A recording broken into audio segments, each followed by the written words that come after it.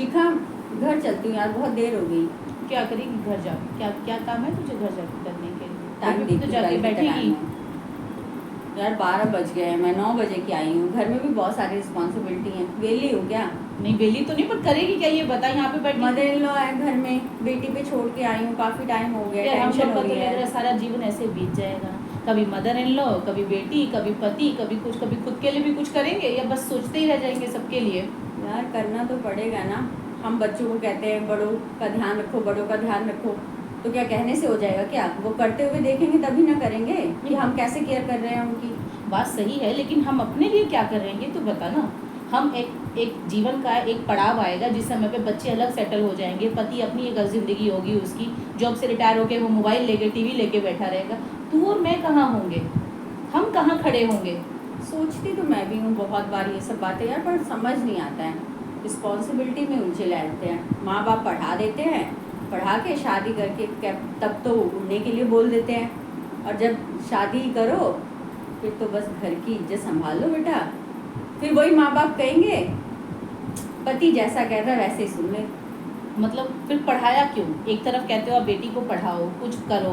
अब अगर कुछ करने की सोचो, कोई नई रिस्पॉन्सिबिलिटी, कोई नया काम करने की सोचो, तो आपकी जो मेन रिस्पॉन्सिबिलिटी है वो तो एज इट इज़ खड़ी रहती है, वो तो एज इट इज़ बनी रहती है। पति कहता है कि तुम मेरे साथ कंधे से कंधा मिला के चलती तो ज़िंदगी कुछ और होती।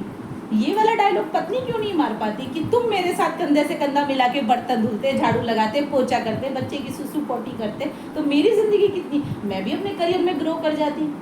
क्यों ये कहा जाता है कि टीचिंग लाइफ ही लड़कियों के लिए बहुत अच्छी है? क्योंकि वो टीचिंग लाइफ लड़की के लिए अच्छी नहीं है, वो बाकी परिवार के लिए कंफर्टेबल है। बात तो सही है। सोचती तो मैं भी, बहुत फ्रस्ट्रेटिंग होता है इतना पढ़ लिख के घर में जब ऐसे चार दीवारी में रहो ना, मन परेशान हो जाता है। बट फिर लगता है कि शायद यही लाइफ है। ऐसा ना सोच, लाइफ ये नहीं है, बहुत कुछ अच्छा किया जा सकता है। छोटे से शुरू करते हैं, कुछ तो करके रहेंगे। बाकी अपनी डिस्कशंस तो कम से कम एक दूसरे से मिलकर, मुझे तो लगता है हर हाउस वाइफ को कुछ करे ना करे, कम से कम दिन का 1 घंटा ऐसा निकाले जहाँ दोस्तों के साथ बैठे और अपने मन की भड़ास निकालें। उससे घर का माहौल भी अच्छा रहता है, मन की भड़ास भी निकल जाती है।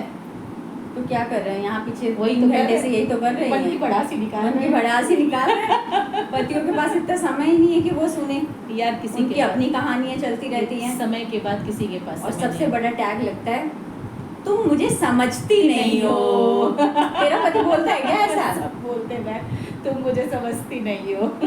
ये सारी जिम्मेवारियां हमारी क्यों है यार? समझने की। बेटी की माँ ही क्यों ऐसा सोचती है कि बहू आके सेवा करेगी?